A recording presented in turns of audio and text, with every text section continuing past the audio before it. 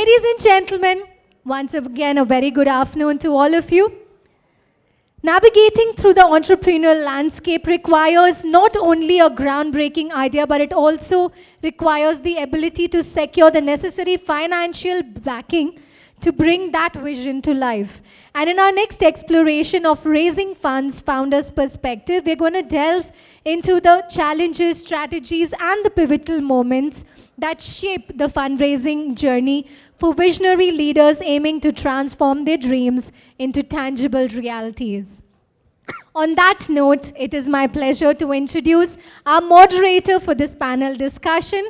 We have Mr. Priyanjit Ghosh, co-founder and CEO of Logi AI. Let's give him a huge round of applause, please.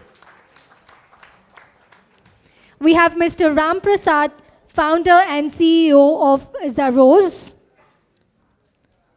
Let's have a huge round of applause for him, please. Mr. Vinay, co-founder, e-auditor office. Mr. Ashwanth S, founder and CEO, A Toddler Think. And Mr. Sai Krishna, founder and chief super officer, Superblog. All right, before they begin, let's have a huge round of applause for all our panelists, please. Mr. Ghosh, the stage is yours. So, I hope I'm audible. And before this session, I was told that we have roughly around 20-25 minutes. So, in the next 20 minutes, my objective is to cover two burning questions. The first question is, in the first 1,000 days of running any startup, right, 2 to 3 years, should I focus on bootstrapping it? Should I focus on fundraising, right? And what I would love to hear from each one of you is during your first 2 to 3 years, what was your strategy? Or what is your whole hypothesis or playbook of building the company in the first 1,000 days? The second question that I'll be focusing on is that what are some of the red flags when we go to investors? Investors have a lot of red flags, right? When they approach founders and they have their own playbook. But as founders, all of you are startup founders, right? What is your, certain red flags which you have or which you have faced during your journey when you want to do your fundraising, right? So just to give a bit of background about me before I go on to the guests. So I have started my company 3 years back. It's a digital health AI company, bootstrapped it, made it profitable, and did the first round of funding just few months back, right? So with that note, I will go on to Mr. Vinay, and we'll just keep it very short about your hypothesis from your company's experience of the first 1,000 days. Okay, thank you. I strongly believe that as founders, we need to first focus on the product or service, whatever you want to offer. So value creation, what the gap is in the market, which you want to plug. So we are in the legal market. So all compliances, accounting and financing and fundraising, valuation, this is a bunch of services that we provide. So we are basically in the service industry. So as such, we don't have any inventory, and profitability is not much of a question for us. So we were bootstrapped. Then we used tech to scale. We also had an experience of building a SaaS platform, and that is when we had raised almost $500,000 of funding. And we had done lots of mistakes there. So lots of mistakes and lots of learning. And post that, we were able to scale our other startups even more. So the thing is, we cannot avoid doing mistakes. The one success formula in startups is fail fast. You have an idea, you want to do something, do it fast. Either it will result in a success or a failure.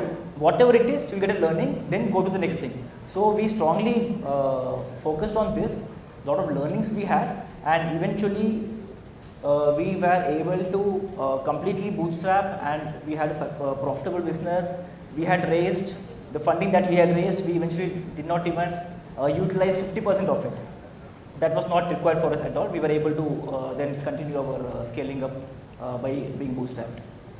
So like Sure. that's summary. So, Mr. Ram, right, you are in a business which is very human-centric, mostly having a lot of logistics, warehousing and all. And you have been bootstrapped for almost 4 to 5 years. So how did you manage it? Or any specific pointers around it? Good afternoon, all. First of all, in founder's perspective, I'll tell you how I approach the business and how to do it best. You have to first bootstrap, implement your idea, make a proper track, and execute it correctly before you go for a fundraise. In simple, don't burn your father's money or don't burn your investors' money. First, create your money and invest in the business and get a proper track. Then you go for the fundraise. This is how we did. Basically, we are a food delivery app. We started as a food delivery app. Now we are creating a super app for towns and rurals. We have 500,000 customers in tier 2, tier 3, tier 4 of Tamil Nadu, and we are having 50% presence in Tamil Nadu. We don't have a metro presence, and we don't have that idea as well because metro is already competitive. So when we enter into this duopoly market, what we do is we thought we have to find an untapped market. That's towns and rurals. So when we found the untapped market, we executed our idea in the untapped market. Now we are the first player advantage in the untapped market. Getting 500,000 customer in all the tier 2, tier 3 towns is not a very easy one, but we managed to do it. Now we are going to replicate the same in all the towns of Tamil Nadu, then southern states, in all the southern states, wherever there is a tier 2, tier 3 towns and rurals, we will execute the same idea. This is how, when you enter into a startup idea, though there is a competition, you have to find an untapped market for that or untapped area and execute your ideas. This is how we did last 4-5 years, and we are profitable for last 3 years. In this sector, when we say profitable, there is no other companies doing profitably in the delivery, food delivery sectors. But we were managed to do it. The reason is the region where we focused. Now we are planning for a fundraise. First we did a friends and family round recently. That's for a next to like 2-3 years runway, that's all. But still we have our own profits to support us. So this is how we do. In business, it's a marathon race. Nowadays, founders are taking it as a 100-meter race. You should not approach in that way. You have to have a longer vision, longer focus, so that it can go a long run. For that, first 3-4 years, like 3 years, going in a bootstrapped and getting a proper track, and in terms of companies, financials, compliances, IT, tech part, other things, everything should be taken care of. So for that, the first 3 years should be very key. If you take funds, the moment you take funds from the investors, you cannot go in your vision, in your direction. The pressure comes in. So you take the first 3 years for setting up the base, then you plan for a fundraise if required. It's up to founder's choice. So next I'll go to Ashwanth, and he runs a D2C company called the Toddler Thing. Now D2C requires a lot of funds, a lot of marketing budgets, and he was bootstrapped for the first few years. So what is your funding hypothesis around bootstrapping or raising funds? Yeah. So first thing is that, I mean, almost everything Vinay and Ram had covered. One important thing I'll tell you is that let it be a product, it be consumer product or any SaaS product or anything. First thing, who is an investor? The investor is the consumer who uses your product, who consumes your product. You need to ensure your product is profitable in nature. That is your main important focus. So, I mean, in Toddler Thing, we deal with sustainable baby essentials. Our predominant key product is we deal with reusable cloth diapers, which last up to 12 hours. I mean, we want to be an alternative for disposable diapers. That's our main product focus we are looking at. We took close to 2.5 years to do a lot of iterations, a lot of R&D in terms of we experimented almost around 30-40 fabrics, right from aloe vera to banana fiber to modal cotton. And we landed up in bamboo cotton and organic cotton as our, again, staple fabric which we can use and last. So the PMF fit, the product market fit, is the most important thing because even, I mean, see, funding, the way it is looked at this decade, they think it's as a biggest milestone, a biggest achievement. Not at all. Funding is just a part of your journey. See, back in those days, it was not, with equity funding was not there in the concept. The concept was either taking a loan or looking at some other debt instrument. All that is also part of funding. If your business requires some kind of funding in the starting years to ensure this product market fit gets right, That funding can come across any channel. That could be your own money, anyone else's money. The risk appetite comes along with that. Only thing I would tell you is that within the first 1,000 days, ensure your product is profitable on its own. And after that, go take the funding to capitalize it, I mean to reach your vision. Your funding needs to be utilized for expansion process and not on your unit economic burning. Ensure you're always CM2, CM3 level positive at any cost. That is the most important fundamental unit economics which needs to be maintained. This is the same businesses all our forefathers have been run. Whatever the ecosystem has changed, this fundamentals is never going to change. Thanks, Ashwanth. So I'll go to Sai. So Sai has a very interesting company because he's a single man company, right? And he runs this company called Superblog. So Sai, really intrigued that how are you able to run your company being just a solo founder? Thanks, Ghosh. And guys, so I used to be an indie hacker right from my college. So I built multiple products which scaled to millions of users without raising any funds, without spending any money, essentially zero burn. Then I built 2 startups, raised, it was like hardware startup, so we needed capital. But as you asked in the question, the first 1,000 days, even the next 1,000 days, right, we need a lot of clarity. So based on my previous experience, I had like immense clarity what I should do with Superblog. So from day one, I'm profitable. And currently, I'm doing close to 60,000 USD ARR, completely solo, zero burn, like no staff, even my infra cost is like very less. So I know for a fact what will be my cost on day 0 versus day 1,000. So it helped me make a lot of choices. As in, so I was approached by Tier 1 VCs and like pretty famous founders like unicorn founders. But I was pretty sure because I don't have that kind of burn and still I can do product-led growth. So that's the reason why I never raised for Superblog. Probably for the next 1,000 days, going to $500,000 ARR is what I'm looking at. And I'll take a call once I'm there, you know, looking at what would my burn at that point of time to actually take on WordPress. Good. So I'll just tell my experience as well, right, because we have been into health tech AI. So the first 1,000 days, we relied a lot on government grants. So there are a lot of biotech grants like BIG and all, which are like around $100,000. So we got close to around 80 lakhs in our first couple of years, and that helped, you know, build the product and made us sustainable. So for a lot of the students out there, there are a lot of options. Equity funding is not the only option. There are debts. But even if you don't want to go for debts, grants is always a very, very good option that you should look at. So the second part of this is, you know, what are some of the red flags when in your fundraising journey?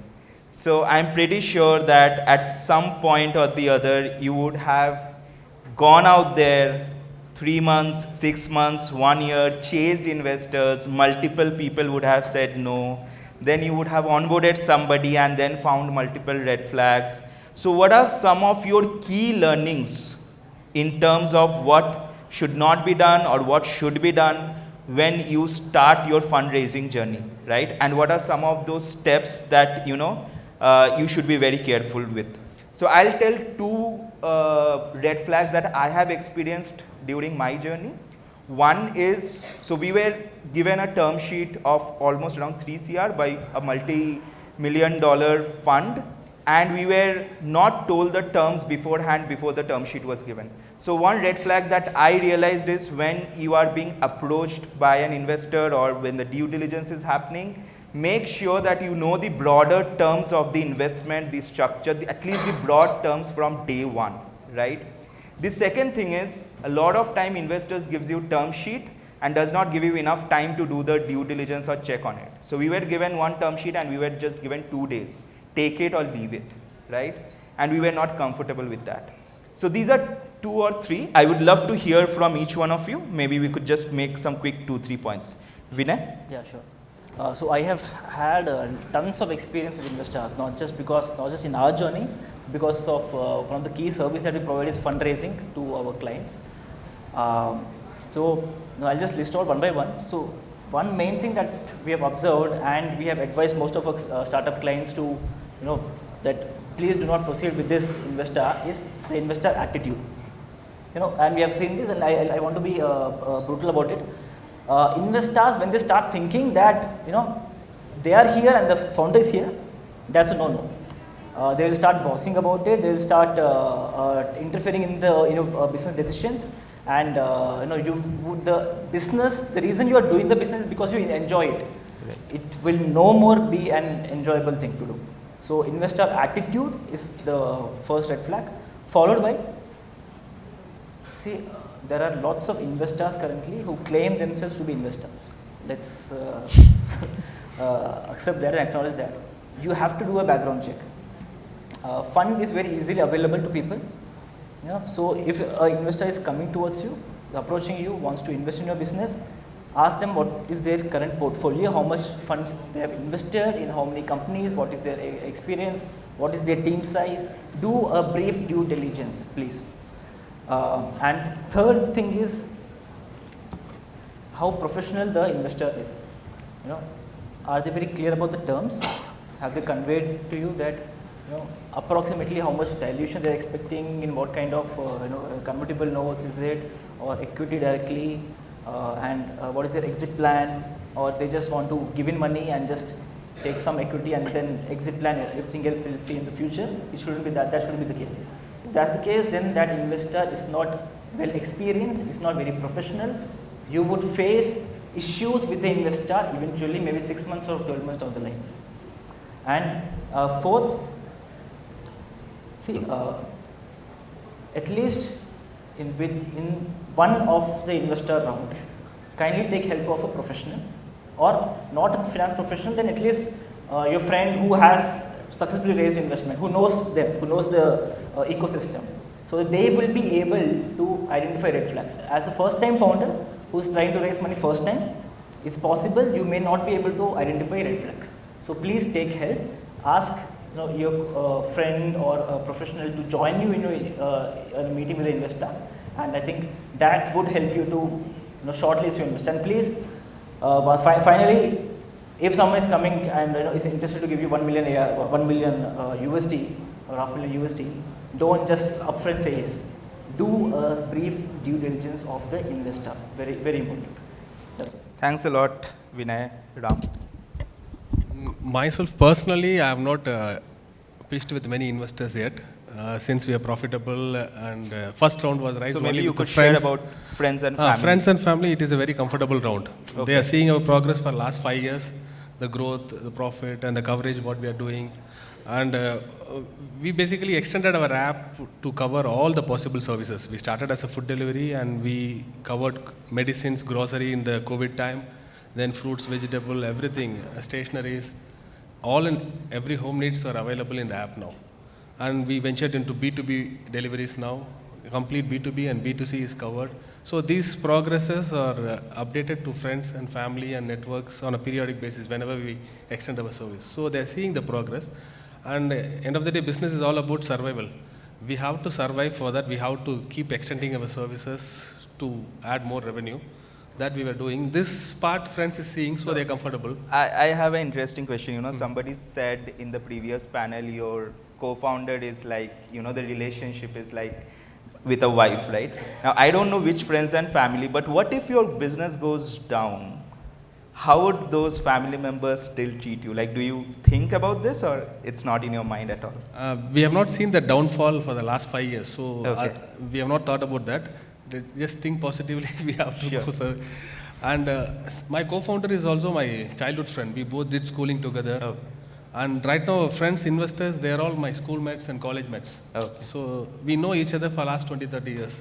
Okay. And they are ready to take the risk. Sure. So we'll go to Ashwanth. What are some of the, and Ashwanth has raised from, I think, Mumbai Angels you mentioned. So he has gone through the whole process. So what are some of the red flags? How many investors you had to pitch before you went there? Like, what are some of the red flags which you could share with the audience? Okay. I mean, first thing first, I would say is that we started Toddler Thing in 2017. I would say pre-funding, post-funding, the kind of learnings we've had is tremendous. I mean, positive as well as negative, but when you take the learnings and you get out of it is what helps you out. I would say last year is when we decided to raise funds. I pitched close to at least 50, 60 networks and went ahead with Mumbai Angels. We raised around from them. It was a seed round. We raised close to around 2.5 crores. What I would personally say is that, I mean, see, luckily some of the investors who come on board for us were pretty cooperative enough to understand what is the kind of vision we have and what is in our DNA to grow. Because we have seen investors come across who come and tell us, grow at a 10x speed, 12x speed, 8x speed year on year, give us exits in 2 years, 3 years. I mean, we are dealing with a consumer product and it's not, personally, as a founder, I've learned to run business very sustainably and organically. And if someone comes and tells you growth at any cost, don't look at your bottom line. Trust me, that's the biggest red flag you can ever have, irrespective of how much of a truckloads of money they're going to pour it on you. Because fundamentals of business is not going to change irrespective of how much of money you have. The minute the investment funding tap stops, the business is completely gone. Because fundamentally it's not a business, you're burning over there. That's one important thing I would say. So lay down your top 3, 4 visions, how we would like to take the startup in the next 3 years, 4 years, in terms of your exit plan, what you want to give to those investors, and put those numbers more realistically rather than just amplifying it, saying that to get better valuations. Trust me, one round if you have a raise at a higher valuation, next round you're going to suffer. Because that valuation itself will be a big hindrance for you to raise the money at the right time. So ensure what is realistic and what is the realistic growth rate in your industry which you can achieve compared to your competitors and still stay in business. And put that bullet point clear saying that, okay, 2.5x is my growth year on year. I can expect you to give you a 5x exit in 3 years, 2 years, whatever that number is. I mean, if you take some SaaS startups, probably 10x, 15x, it can be done. Put those numbers clear cut and say, this is what we are looking at. And if you're okay with this investment proposal, go ahead. Only thing I would tell you is that never be hesitant, never even think a bit before talking to the investors, saying that, okay, what if they don't invest? Trust me, that if they don't invest, not knowing what is your vision, it's better that they don't invest at all. Because people, I would rather say go take a debt, rather you run it in your own way, rather than getting investors who are not going to agree with the way you're going to run the company. So that is my biggest learning, I would say, irrespective of what kind of investors you bring on board. Sai, your thoughts on it. Thanks, Ashwanth. Sure. Most of them covered everything. But what I generally look at is how important we consider product market fit. It's equally important to find a product investor fit as well. If you are building a deep tech product, even if somebody gives you ridiculous valuations, don't go for the investor. Look at their portfolio, whether they have any deep tech product. Or if you're building a SaaS, look at whether they have a SaaS exits or bigger rounds, probably IPOs. So that's how you probably need to go with investor, like looking the product investor fit. And some of the red flags that what I usually got, especially when building Superblog, a deep tech product, I was approached by n number of investors. I had to literally put on LinkedIn, please, I'm not looking to raise funds. One thing which mostly analysts try to sneak in is, they will have your competing product in their portfolio. They try to get meetings with you. They try to scoop all the info. And this is some like super red flags for the entire fund that I personally experienced when dealing with Superblog especially. So you are saying a lot of analysts may reach out to you, get those information and share it with their portfolio companies who could be your competitors as well? Yeah. Okay. I'd like to add on just one thing here. Sure. Any investor approaches you, don't even open your mouth until you sign an NDA. That's the most fundamental thing, I would say. Okay. Thanks a lot. So what we will do now is we'll take a couple of questions, maybe 1 or 2 questions from the audience. So audience, do you have any questions for the panel with respect to investments, funding, anything? Anybody?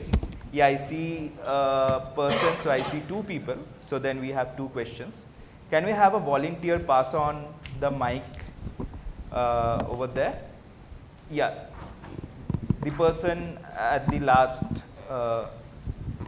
yeah. Can I start? Sure, then you go and then after that, the person next, yeah. Hi sir, this is Muthu. I'm a co-founder of Cadamna Technologies. Can you speak a bit louder? I think it's not audible. Yeah. Can you? Yeah. Yes. It's audible? Yes. Myself Muthu. I'm a co-founder. We are a mobile robotics startup. We have been in the market for last 5 years. Being a hard tech or a hard startup, funding would be the crucial part to over this. So, as a panel, how you rate the overfunding or high evaluation may kill or a boon or bane for a hardware tech startup. Whether it will say thing is like over evaluation or making me over evaluated in the process, and if I'm getting how it may affect my future rounds or how it scale down or scale up my valuation. It's simple as a human mentality. Our intention would be to raise the valuation, go for it. That's it, right? So if I understood your question correctly, you are saying that you are a hardware startup, and what would be the viewpoints basis if you are getting a higher funding? Higher funding, right? or some offer is there or on plate, or if I'm accepting it, what would be the next few hindrance from your perspective? That's it. Sure. In terms of So you were valuation, asking in terms of valuation. So I'll just start the answer, and then all of you could just add it. So I think a lot of the times when we approach funds, they do have certain hypotheses on the valuations that they are looking at. And as any founder, you would always be looking to have the highest valuation. But then they will have their own playbooks, and most times you will be getting a valuation which suits their deal structure. They know that they will be giving you 15 to 20 CR, right, or certain ways. So though you may want a lot of high valuations, but again, it all boils down to the negotiations. Anybody would want to take that up? Ashwanth? Yeah. Yeah, sure. Please, Vinay, please. I Vinay think first. Vinay should be the right So I was about to talk on the same topic. Thanks for asking the question. Two things I'd like to talk about. First thing is, see, early stage founders should be cautious of inflating the valuation.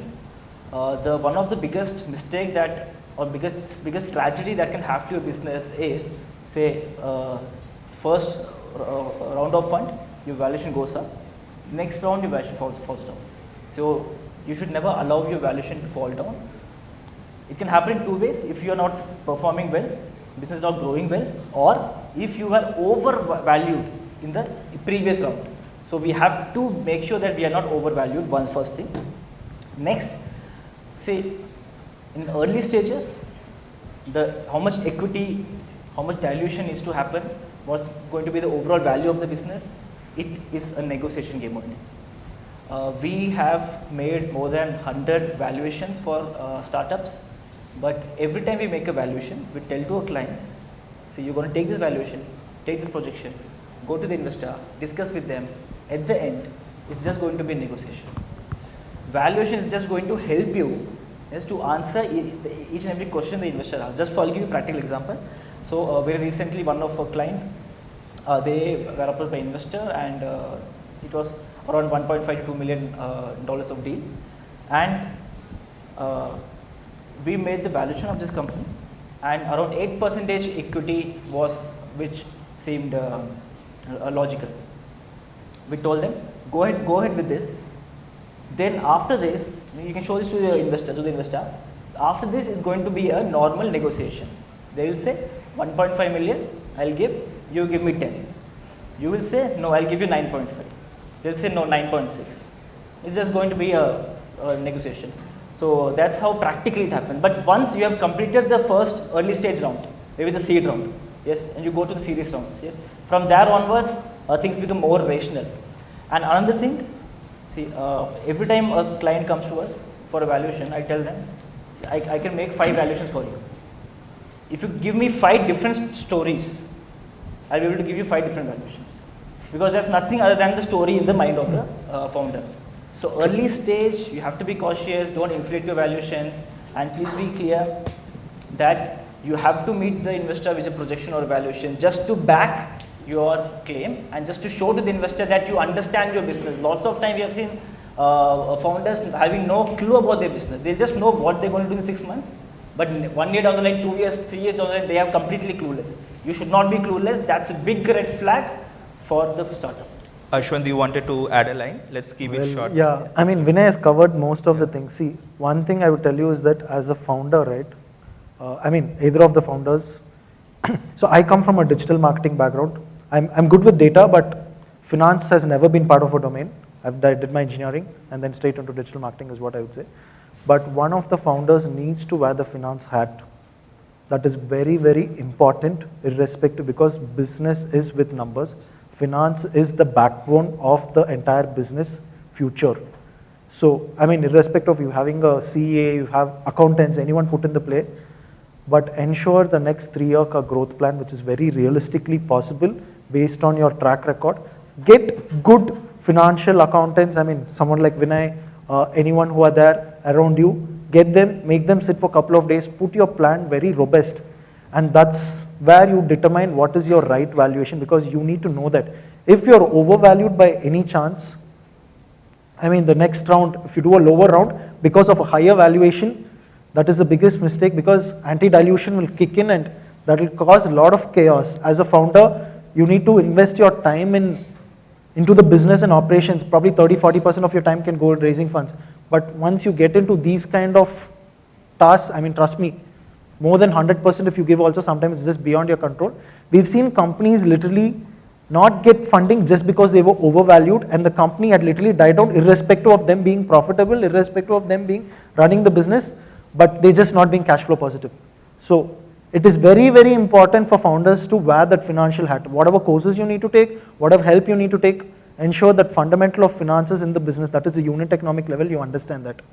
Sure. We'll just take one last question from the person there.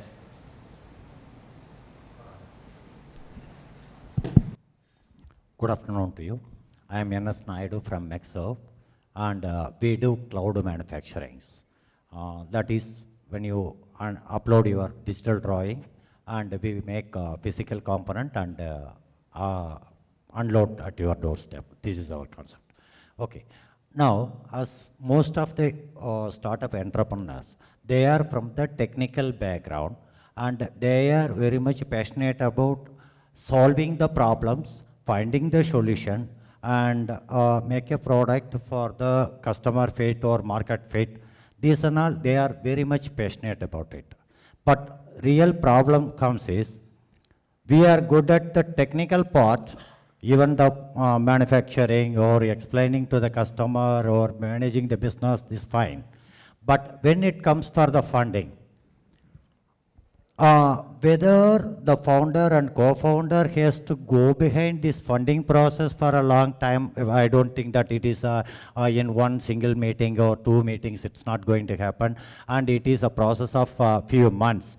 We have to leave our day-to-day works and go behind this funding process, or I have to sit it in my factory or wherever that we work in our production places and take care of my MVP or production or prototype or production and the customer, the business, the administration.